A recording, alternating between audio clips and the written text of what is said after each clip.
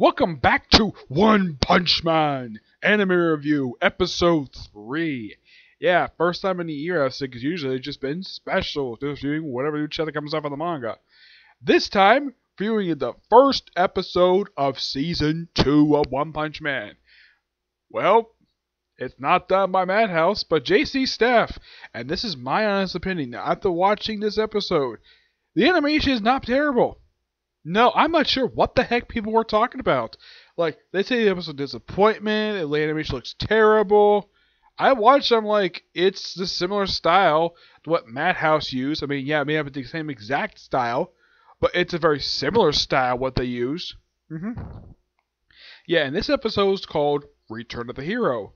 And unlike last season, which is about 2-3 chapters per episode, this one, believe it or not, covers several chapters. I mean, you probably think, okay, last season ended with basically when they finished up chapter 36.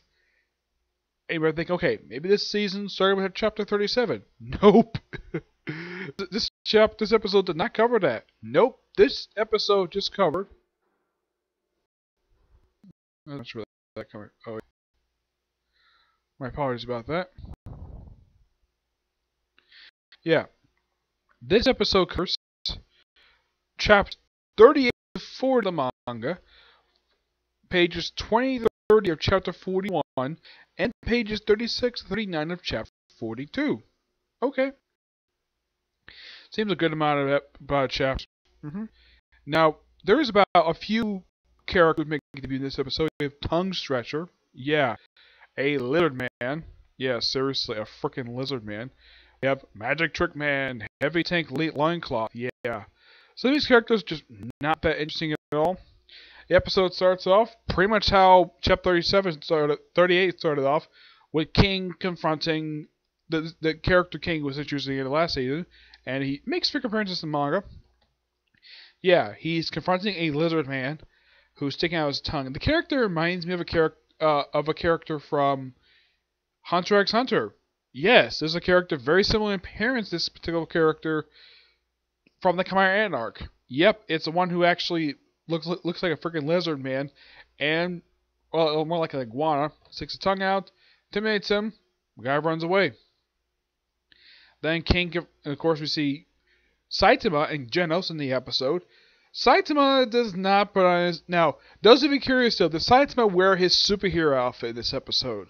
Nope, he doesn't. He spends the whole episode wearing a Hawaiian shirt, white t-shirt, and cargo shorts. Oh yeah, he also wears sneakers. Yeah, it's more like his day off attire. So yeah, he sees what King is up to. Of course, King gets confronted by a freaking robot. And King, instead of basically battling the robot, he runs away. And turns out that, yep. Now, throughout prior to this particular fight, King had been hyped up by people as being the world's strongest man. No, not in comparison to the world's strongest man, Mark Henry. Basically, a guy who, of course, it's later revealed toward the end of the episode that he's taking credit for pretty much all Saitama's exploits. All the monsters Saitama defeated over the course of the series, yeah, King took credit for him because he just happened to be there. King, of course, didn't want anything to do with this. He just happened to be these particular locations and claimed just credit for it. They also show how he gets his famous scar across his eye. That was actually from a monster that Saitama fought prior to his public debut. Prior to seeing his classic look that he's known for wearing, basically he was wearing his jumpsuit look. From this flashback, it takes place after the flashback scene for the first OVA, The Birth of a Hero, which has Saitama with hair. Yep. And of course, Genos decides to take on the robot himself, while Saitama basically wonders why doesn't King do it, and turns out, yep, King is a freaking coward. Runs back to his apartment, gets there, no problem, and starts playing one of these romance games. Apparently, he's a big fan of them somehow. And all of a sudden, Saitama just gets to his apartment. He's like, "How'd you get in here? Your window was open." He's like, "This is the 22nd floor." Yeah, there is an explanation of how Saitama can do this. He can jump really high. So, jumping to this particular floor, not that big of a problem for him. So what do? Play video games on a PS4. How? Because I got a PS4. Yep, playing on a PS4. Because if this was a PS3, it'd be a little slight, but because the way it looks on the front of it, it's basically PS4 because of its rectangular front, and in fact, this is a little slit in the front. I mean, looking at this thing, it's a freaking PS4. That's basically what they're playing, a PS4. Like another game they have to pull is it looks like a parody of a Gundam game, and Saitama wants to play that, and he's surprised that he's playing thing. And of course, Saitama slowly figures out though that he's basically taking credit for a lot of his actions, and apparently he's not mad about it. He's fine with it. Become good friends. Like, hey, I'm gonna come by every once in a while to play video games with you. It's like, sure. Of course, prior to him saying this, a giant bird, basically just plows right through King's apartment. Saitama beats it with his famous one-punch thing. Yep, of course, Genos defeats the robot after causing a lot of collateral damage. Basically, as much collateral damage he caused, it's probably worth, in U.S. currency, probably a good... I mean, he doesn't, like, knock down buildings, per se. No, there's some damage. I'd say probably about $500,000 worth of damage. Yeah, but knowing the fact that this is probably paid for by the government, so the government probably paid for it anyways, probably won't be... But from the amount of damage was caused... Didn't seem that was that bad. I mean, it's not like the way it was when at the end of last season when a freaking alien invasion flattened this whole freaking city. Yep, and we also see more of an appearance by one of my favorite characters in the series, Hellish Buzzard. Yeah, she did make an appearance in last season via cameo. Well, she appeared for like one scene of an episode. This one, she does appear kind of the same thing, but this actually is from the manga. Yes. Basically, the way she shows up in here, shows up at pretty much near Saitama's apartment, where it's surrounded by a gate, uses her powers, which is very similar to her sister, Terrible Twister. Yeah, this is something quite weird about these two siblings. Hellish Buzzard is Terrible Twister's younger sister, despite the fact, one, she looks like she's older than Terrible Twister, and two, she's taller. And yet, she's the younger one. As far as I know, there has never been an explanation for this at all. Yeah, it's particularly very weird. Also, she dresses very similarly to her sister. You know, the green dress. The only difference is Hellish Buzzard has sort of a rich socialite to her motif. In the case of Terrible Buzzard, it looks like a woman who's kind of similar to a rich socialite, but she doesn't have the fur coat and the jewels like Hellish Buzzard does. And we all see the ninja from the last season. He shows up in this episode, not in his ninja gear, mind you. He is invited to Hero headquarters because apparently there's apparently more threats coming. So invite all the citizens to Hero headquarters, and he asks a very good question: why is Saitama here? Yeah, because even he realized though that, well, giving him a B ranking was particularly very stupid because of how strong he is. Yeah, he should at least be an A-class hero, or at least an S-class hero. Yep. So he turns on the offer, throws out the handouts, and walks off and goes up to visit Saitama. And in the case of the denizens, they don't really do much of anything. Almost like their appearance in this episode was completely pointless. Yeah, and that's the character Snitch. That's really the character's name. This guy is the leader of the Hero Association, and his name is Snitch. People know the name Snitch, people who tattletale other people. That's the whole point of a snitch. As for why in the world that a guy calls himself Snitch is leader of an organization, no idea. Yep. And let's see, what else? I'm trying to think, there was anything else I forgot? Oh yeah, Genos takes a part of the robot he defeated. Of course, they mentioned the organization, which is actually something from the start of the series. Yep.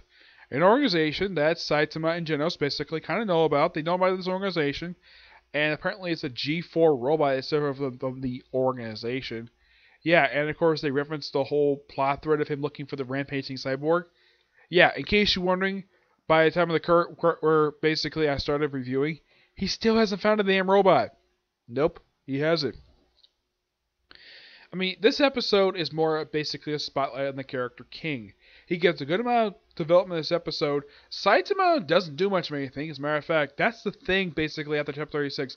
A lot of the time, it's not really focused on him at all. I mean, yeah, even if he is the main character, I mean, he's going to play a part in next week's episode. which he's gonna be for the first time Hellish Buzzard.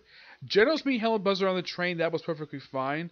It didn't really ruin the continuity of basically of the interaction these two met each other. I mean, he knew who Hellish Buzzard was, didn't introduce himself, he just asked for help, and there's that. Now I've been looking forward to her appearance in the main series because I liked what the writer did with her in the manga. And I know for a fact at some point that her organization, her group is going to turn against her because of reasons, and she has to get help from her own sister to basically deal with the Traitors organization.